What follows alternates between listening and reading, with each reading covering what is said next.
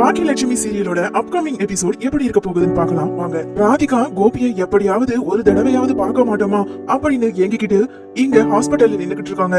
ஆனா இங்க ஈஸ்வரியோ ராதிகாவை கோபியை பார்க்க விடாம ரொம்பவுமே சண்டை போட்டுக்கிட்டு இருக்காங்க.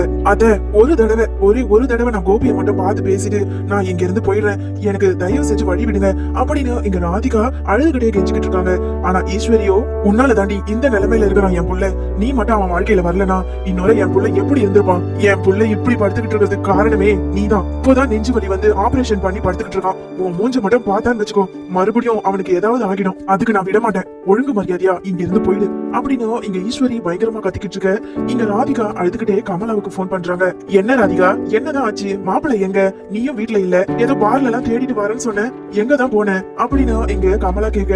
ராதிகா அழுதுகிட்டே, அம்மா கோபிய ஹாஸ்பிட்டல்ல சேர்த்திருக்காங்க, அவருக்கு ஆபரேஷன் பண்ணிருக்கு, நீ உடனே கிளம்பி சீக்கிரம் வாமா, இங்க அத்தை என்ன பார்க்க விட மாட்டாங்க அப்படின்னு இங்க அழுதுகிட்டே ராதிகா பேச. ராதிகா அழுதுகிட்டு இருக்க சத்தம் கேட்டதும் இங்க கமலா, ஏய் என்னடி அழுதுகிட்டு இருக்க, இரு நான் வந்து வச்சுக்கிறேன், நீ அவன் பொண்டாட்டி தானே, உன்னை எதுக்கு பார்க்க விடாம தடுக்கணும், இரு உடனே கிளம்பி வர அப்படின்னு சொல்லிட்டு கொஞ்ச நேரத்துல இங்க கமலாவும் ஹாஸ்பிட்டல் கிளம்பி வராங்க. என்ன ராதிகா மாப்பிள்ளை பாத்தியா அப்படின்னு இங்க கமலா கேட்க.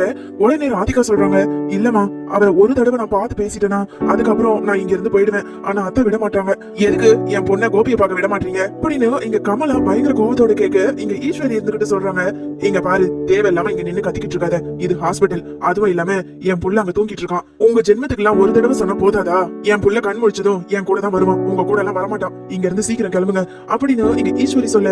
இதை கேட்டு ராதிகாவோ கதறி அழ ஆரம்பிக்கிறாங்க. உடனே அங்க இருந்த பாக்கியா சொல்றாங்க, அத என்ன அதை பேசிக்கிட்டு இருக்கீங்க, ராதிகா அவரோட மனைவி, அவரை பாக்குறதுக்கு இவங்களுக்கு எல்லா உரிமையும் இருக்கு, வழி விடுங்க போய் பாத்துட்டு வரட்டும். என்ன பாக்கியா முட்டாளா நீ, என் கோபி இந்த நிலைமைக்கு வர்றதுக்கு இவங்க தான் காரணம், என் பிள்ளைய மட்டும் இவங்க கூட அனுப்பினு வச்சுக்கோ அதுக்கப்புறம் ஒரே அடியே சாகடிச்சிருவாங்க. இதை கேட்ட கமலாவுக்கு பயங்கர ஆதரவு வந்து கத்துறாங்க. என்ன சொன்ன, உங்களால கோபி மாப்பிள்ளைக்கு ஹார்ட் அட்டாக் வந்ததா, இங்க பாரு கோபி மாப்பிள்ளை எங்க கூட இருக்கும்போது நல்ல சந்தோஷமா தான் இருந்தாரு, எப்போ இந்த பாக்கியா போய் ஸ்டேஷன்ல அவர் மேல கம்ப்ளைண்ட் பண்ணாலோ அப்போதுல இருந்தே அவருக்கு பிரச்சனை மேல பிரச்சனை தான். உங்க வீட்டுல இருக்காளே இனியா, அவதான் நேத்து கூட்டிட்டு போய் எதோ பேசி என் மாப்பிளைய மனசு வலிக்க பேசியிருக்கா, அதனாலதான் அவருக்கு இந்த மாதிரி ஒரு நிலைமை.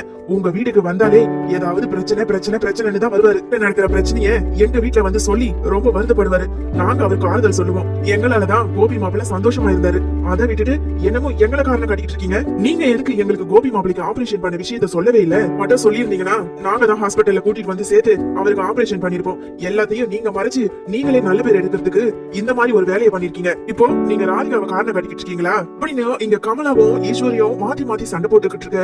அங்க டாக்டர் வந்து, கோபி கண் முழிச்சிட்டாரு, ஒருத்தர போங்க சத்தம் இல்லாம பாத்துட்டு வரணும் அப்படின்னு எங்க டாக்டரும் சொல்றாங்க.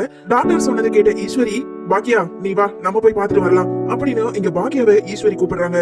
உடனே பாக்கியா சொல்றாங்க, இங்க பாருங்க அத்தை, உங்களுக்கு எத்தனை தடவை தான் நான் சொல்லி புரிய வைக்கிறதுன்னு தெரியல, நானும் அவரும் பிரிஞ்சிட்டோம், எங்களை இதுக்கு மேல ஒண்ணு சேர்க்கணும்னு நினைக்காதீங்க, ரோட்ல போற ஒருத்தருக்கு எப்படி உதவி செய்யணும் அந்த மாதிரி தான் நான் அவருக்கு உதவி செஞ்சிருக்கேன், இப்போ அவர் மேல இருக்க முழு உரிமை ராதிகாவுக்கு மட்டும்தான், ராதிகா நீங்க போய் உங்க கோபியை பார்க்கலாம், நான் கிளம்புறேன் அப்படின்னு சொல்லிட்டு இங்க கோபியை பார்க்காம ராதிகா நேரா வெளியே கிளம்புறாங்க. டாக்டர் சொல்லிட்டு போனதும் இங்க வேகமா கமலாவும் ராதிகாவும் கோபியை பார்க்க உள்ள போறாங்க. ஏய் நில்லடி, எங்க போறேன், நான் சொல்லிக்கிட்டே இருக்கேன்ல, பின்னாலேயே கத்திக்கிட்டு வேகமா உள்ள போறாங்க ஈஸ்வரி.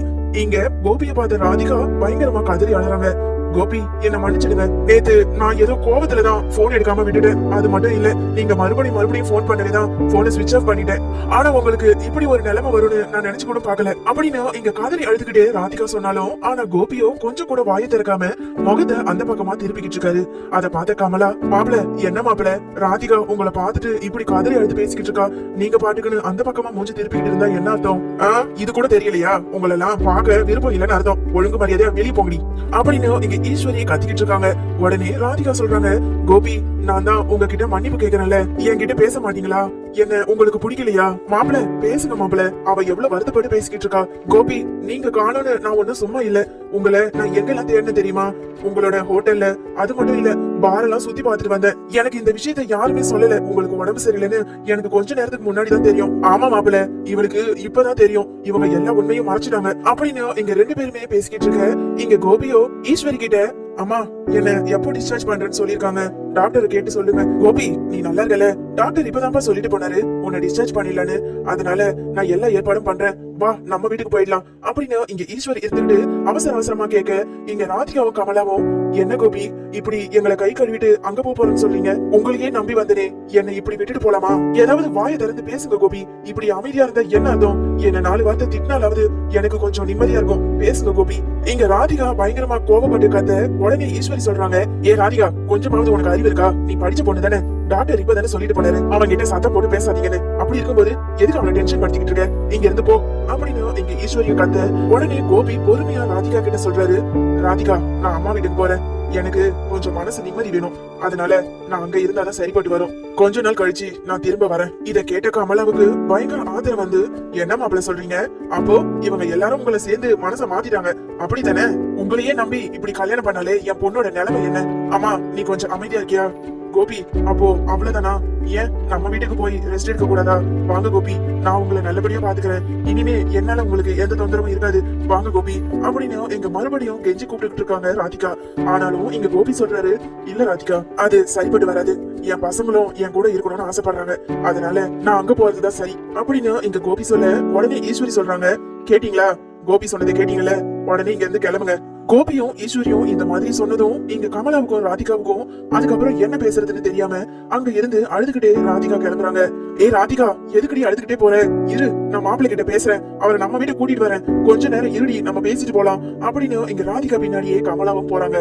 ஈஸ்வரி கோபி கிட்ட வந்து சொல்றாங்க, இங்க பாரு கோபி, சனியும் போச்சுன்னு நினைச்சுக்கோ. உன் உசுரை காப்பாத்துனது அந்த பாக்கியா தான். கடவுளா பார்த்து உன்னை அந்த இடத்துக்கு கூட்டிட்டு வந்திருக்காரு. நீ இனிமேலாவது அவளை புரிஞ்சு அவளை சந்தோஷமா பாத்துக்கோ.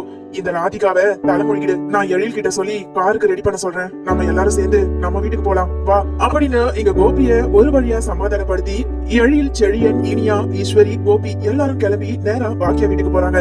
இங்க வீட்டுக்கு வந்ததும் ஈஸ்வரி பாக்கியாவை கூப்பிடுறாங்க. பாக்கியா, பாக்கியா, சீக்கிரம் வெளியே வா, ஆரத்தி எடுத்துக்கிட்டு வா, இங்க கோபிக்கு சுத்தி போடணும் அப்படின்னு குரல் கொடுக்க வேக வேகமா இங்க பாக்கியா வெளியே வராங்க. கூடவே ஜெனியும் வராங்க. என்ன பாக்கியா, வெறுமனே வந்து நிக்கிற? போய் ஆரத்தி தட்டு எடுத்துக்கிட்டு வா. அத நீங்க பண்றது கொஞ்சம் கூட சரியில்லை. எதுக்கு இப்ப கோபிய இங்க கூட்டிட்டு வந்தீங்க? அவர் வீடு அங்க இருக்கு, அங்க கூட்டிட்டு போங்க. ராதிகா வந்து ஆரத்தி எடுப்பாங்க அப்படின்னு இங்க பாக்கியா சொல்ல, இங்க பாரு, என் புள்ள என் கூட தான் இருப்பான். அவனுக்கு எப்படிப்பட்ட வாழ்க்கை அமையணும்னு நான் தான் முடிவு எடுக்கணும். ஒழுங்கா நான் சொன்னதை மட்டும் செய் அப்படின்னு இங்க ஈஸ்வரி கதை உடனே பாக்கியா இருந்துகிட்டு, அத என்ன பேசிக்கிட்டு இருக்கீங்க? அவர் என்னெல்லாம் பண்ணிருக்காருன்னு நீங்க இதே வீட்டுல இருந்து தானே பாத்துக்கிட்டு இருந்திருக்கீங்க. இதே வீட்டுல வச்சுதான் என்ன டைவர்ஸ் பண்ணாரு. அதோ அந்த ராதிகாவை கல்யாணம் பண்ணிக்கிட்டு வந்து நின்னாரு. என்ன வேண்டவே வேண்டான்னு ஒதுக்கி வச்சுட்டு போனவரை நான் மறுபடியும் இந்த வீட்டுல கூப்பிட மாட்டேன். நான் படிக்காதவ, இந்த வீட்டுல இருக்கவே லாய்க்க இல்ல, என் குழந்தைகளெல்லாம் நீ பாத்துக்கவே மாட்டேன், உனக்கு அந்த திறமையே கிடையாது அப்படின்னு என்ன ரொம்ப கேவலப்படுத்தி ஒரு அடிமையா வச்சுக்கிட்டு இருந்தவர் இவரு. அவளதானே அத அதோ அங்க படிச்ச பொண்டாட்டியா பார்த்து கல்யாணம் பண்ணிக்கிட்டு போனாரு. இப்ப எதுக்கு இவரை இங்க கூட்டிட்டு வந்திருக்கீங்க அப்படின்னு இங்க பாக்கியா சொல்ல உடனே ஈஸ்வரி சொல்றாங்க, என்ன பாக்கியா பேச்சு இதெல்லாம்? நீ பழசையே நினைச்சுக்கிட்டு இருந்தனா அதையே நினைச்சுக்கிட்டு இருக்க வேண்டியதுதான். உன் வாழ்க்கை மறுபடியும் மேல வராது. அத நீங்க சொல்ற மாதிரி எல்லாம் நடக்காது. நான் எப்பவோ மேல வந்துட்டேன். நான் என் சொந்த கால நின்னுகிட்டு இருக்கேன். அது மட்டும் இல்ல, எனக்கு என் பசங்க எனக்கு ஆறுதலா இருக்காங்க, சப்போர்ட்டா இருக்காங்க. என் பசங்க போதும் அத. இவரெல்லாம் எனக்கு கால் தூசி, அழகும் படிப்பும் தான் முக்கியம்னு சொல்லிட்டு யாரோ ஒருத்திய கல்யாணம் பண்ணிக்கிட்டு வந்தவர் தானே இவரு. இப்ப மட்டும் எதுக்கு இந்த பாக்கியாவை தேடிக்கிட்டு வரணும் அப்படின்னு கோபிய பார்த்து செருப்பால் அடிச்ச மாதிரி இங்க பாக்கியா கேட்ட கோபி சொல்றாரு, பாக்கியா, என்ன மன்னிச்சிடு. உன் கால்ல விழுந்து கூட நான் கேட்டுக்கிறேன். நான் உனக்கு எவ்வளவோ துரோகம் பண்ணிருக்கேன். உன்னை பழி வாங்கணும்னு நினைச்சு எவ்வளவோ தப்பு பண்ணிட்டேன். எல்லாத்துக்கும் என்ன மன்னிச்சிடு. நான் பண்ண துரோகத்தெல்லாம் நீ நினைச்சு பார்க்காம என் உசுரை காப்பாத்திருக்க. இனி உனக்கு நான் எந்த ஒரு தடங்களாவும் இருக்க மாட்டேன். என்ன மன்னிச்சிடு பாக்கியா அப்படின்னு இங்க கோபி ரொம்பவும் கதறி அழுது மன்னிப்பு கேட்கிறாரு. அப்பா அழுகிறத பார்த்து அங்க இருந்த செழியனும் இனியாவும் சொல்றாங்க, அம்மா, டாடி தான் அழுது மன்னிப்பு கேட்கிறாருமா. அவர் மனசு மாறிட்டாருமா. அவரு இனிமே நம்மளோட டாடி, நம்ம வீட்டுல இருப்பாரு. நீ அவரை மன்னிச்சு ஏத்துக்கோமா. என்ன இனியா பேசிக்கிட்டு இருக்க? இங்க பாரு, நீ சின்ன பொண்ணு, உனக்கு எதுவும் தெரியாது. அன்னைக்கு கூட வீடு தேடி வந்து என்னை எவ்வளவு அவமானப்படுத்தினாரு. வெளியே நிக்க வச்சு என்ன கேட்க கூடாத கேள்வி எல்லாம் கேட்டாரு. என்னாலதான் இவரோட வாழ்க்கை போச்சான். இங்க நிக்கிறாரு மிஸ்டர் கோபி, இவராலதான் என் வாழ்க்கை போச்சு. இப்போ அந்த ராதிகாவோட வாழ்க்கையும் அழிக்கணும்னு நினைச்சுக்கிட்டு இப்போ என்ன தேடி என் வீட்டு வாசலுக்கு வந்திருக்காரு. இப்ப மன்னிப்பு கேக்குறாரு. இதே வாயாலதான் சொன்னாரு அன்னைக்கு, எனக்கு ராதிகாவை தான் பிடிச்சிருக்கு, நான் அவளைதான் கல்யாணம் பண்ணிக்க போறேன், எனக்கு டிவோர்ஸ் கொடுன்னு. ஒரு மனைவியா இருந்து என்னோட மனசு எவ்வளவு வலிக்கும். அந்த வலி எனக்கு மட்டும்தான் தெரியும். உங்களுக்கு எல்லாம் சொல்லி அதை புரிய வைக்க முடியாது அப்படின்னு இங்க பாக்கியா ரொம்பவும் வருத்தப்பட்டு பேச இங்க ஈஸ்வரி இருந்துகிட்டு, இங்க பாரு பாக்கியா, நீ தேவையில்லாதெல்லாம் பேசிக்கிட்டு இருக்காது. பழசெல்லாம் மறந்துடு. மறக்க சொல்றீங்க, என்னால எதையும் மறக்க முடியாது. இவரை நான் வீட்டு உள்ள விட மாட்டேன். ஒழுங்கு மரியாதையா அவர் வீட்டுக்கு கூட்டிட்டு போங்க. அவரை நம்பி தானே ராதிகா கல்யாணம் பண்ணிக்கிட்டு வந்தாங்க. இப்ப அவளோட வாழ்க்கை என்ன ஆகுது? எனக்கு என் பசங்க போதும். எனக்கு 2 ஆம்பளை பசங்களும் ஒரு பொம்பளை பொண்ணும் இருக்கா. கடைசி காலம் வரைக்கும் அவங்க எனக்கு துணையா இருப்பாங்க. எனக்கு யார் துணையும் தேவையில்லை. இந்த உறவு எப்பவோ விட்டு போச்சு. நீங்க மறுபடியும் அதை சேர்த்து வைக்கணும்னு நினைக்காதீங்க அத்தை. தயவு செஞ்சு இங்க இருந்து கூட்டிட்டு போயிடுங்க அப்படின்னு இங்க பாக்கியா தீத்து ஒரு முடிவோட சொல்ல, அந்த நேரம் அங்க ராதிகா உள்ள வராங்க. பாக்கியா, நான் கிளம்புறேன். உங்க புருஷனை உங்ககிட்டயே ஒப்படைச்சிட்டு போறேன். இனி யார் வாழ்க்கையிலயும் நான் குறுக்க இருக்க மாட்டேன். நான் எங்கேயாவது கண்காணாத தூரத்துக்கு போயிடுறேன் அப்படின்னு இங்க ராதிகா சொல்ல,